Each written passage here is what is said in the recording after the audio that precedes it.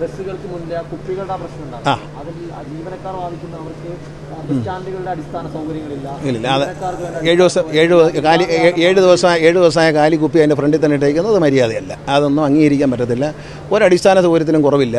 KSRTCയുടെ എല്ലാ ബസ് ഡിപ്പോകൾക്കും ഹരിത കേരള മിഷനിൽ സമ്പൂർണ്ണ മാലിന്യമുക്ത കേരളം പദ്ധതിയിൽ 84 ബസ് സ്റ്റേഷനുകളിൽ 83നും അവാർഡ് വാങ്ങിച്ചവരാണ് KSRTC ജീവനക്കാർ. 600 ടണ്ണിലധികം മാലിന്യമാണ് KSRTC ജീവനക്കാർ KSRTCയുടെ പെർമിസിൽ നിന്ന് CMDയുടെ നേതൃത്വത്തിൽ റിമൂവ് ചെയ്തത്. ഇതൊന്നും ഇവിടെ ഈ കോമ്പൗണ്ടിൽ നിന്ന് എത്ര ടൺ മാലിന്യം പോയെന്ന് ഇവിടെയുള്ള ജീവനക്കാരോട് ചോദിക്കും. അവരൊരു നല്ല കാര്യം ചെയ്തു. അപ്പോൾ ഒരാൾ തെറ്റ് കണ്ടാൽ അത് പറയുക തന്നെ ചെയ്യണം. ഒരു മന്ത്രി എന്ന് പറയുന്നത് ഒരു ഡിപ്പാർട്ട്മെൻറ്റ് എന്തിനീ വിമർശിച്ചാലും മന്ത്രി എന്ന് പറയുന്ന ആ ഡിപ്പാർട്ട്മെൻറ്റ് CEO ആണ്, ചീഫ് എക്സിക്യൂട്ടീവ് ഓഫീസറാണ്. അയാൾ ഇതെല്ലാം കണ്ടിട്ട് കണ്ടില്ല എന്നടിക്കുന്നത് മര്യാദകേടാണ്. ഇപ്പോൾ ഞാനൊരു മന്ത്രിയാണ്, എൻ്റെ മുമ്പിൽ ഒരാൾ ശക്തമായൊരു ട്രാഫിക്കിൽ നിയമലംഘനം നടത്തുകയാണ്, ഞാനത് കണ്ടില്ല എന്ന് പറഞ്ഞ് മിണ്ടാതെ പോകുന്നത് ഞാൻ എൻ്റെ ചെയ്യുന്ന ജോലിയോടും ഞാൻ എൻ്റെ സമൂഹത്തോടും ചെയ്യുന്ന തെറ്റാണെന്ന് വിശ്വസിക്കുന്ന ആളാണ്. ഞാൻ ആര് വിമർശിച്ചാലും ഇക്കാര്യത്തിലൊരു മാറ്റമില്ല. പ്ലാസ്റ്റിക് കുപ്പി ഇടാനുള്ള സ്ഥലം വണ്ടിയുടെ ഫ്രണ്ട് ഗ്ലാസിൻ്റെ അവിടെ അല്ല.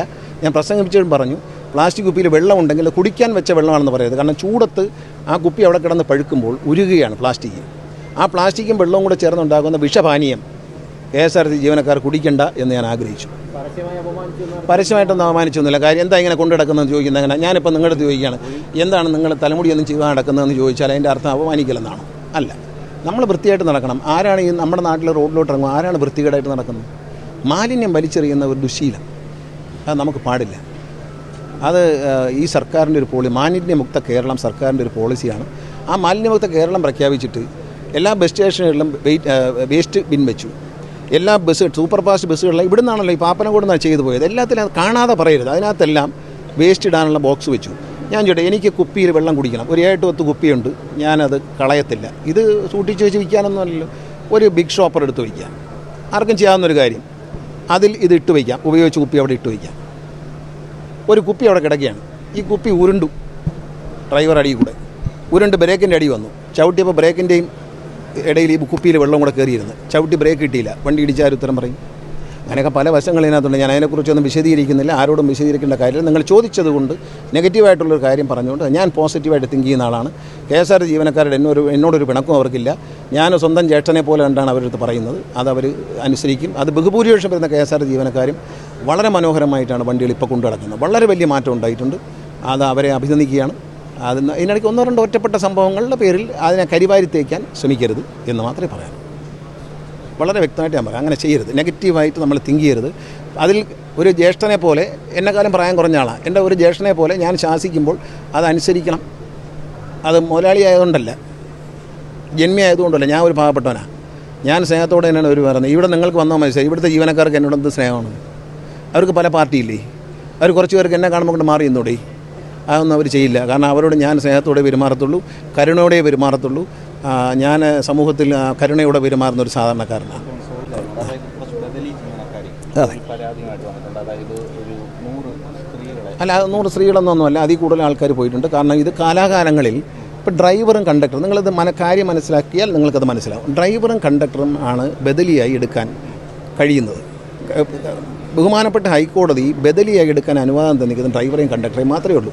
കാലാകാലങ്ങളിൽ ഇരുന്ന മന്ത്രിമാരും ഉദ്യോഗസ്ഥരും അവർക്ക് ഇഷ്ടമുള്ളവരെയെല്ലാം സർവീസിൽ ക്ലർക്കായിട്ട് കയറ്റുകയാണ്.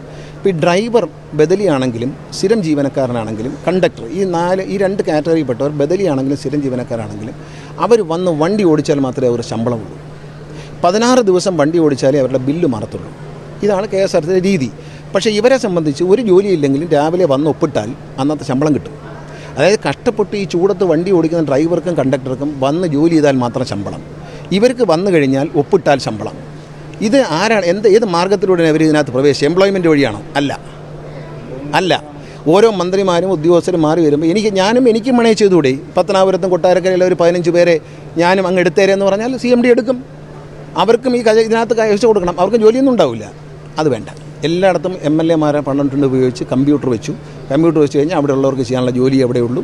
അത് ആ ജോലിയിൽ മാറ്റം വരുത്തണം. ടിക്കറ്റിംഗ് മെഷീൻ വന്നു, ഈ ഓഫീസുകൾ വന്നു.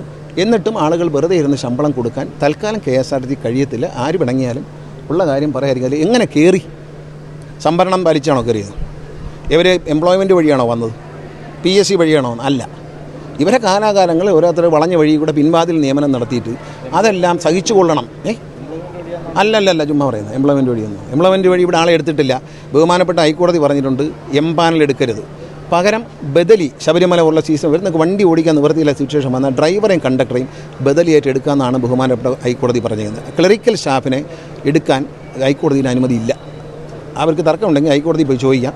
ഹൈക്കോടതിയിൽ പറഞ്ഞിട്ടുണ്ട് ഡ്രൈവറെയും കണ്ടക്ടറെയും എമർജൻസി ആണെങ്കിൽ ബദലിയായിട്ട് എടുക്കാമെന്ന് പറഞ്ഞിട്ടുണ്ട്.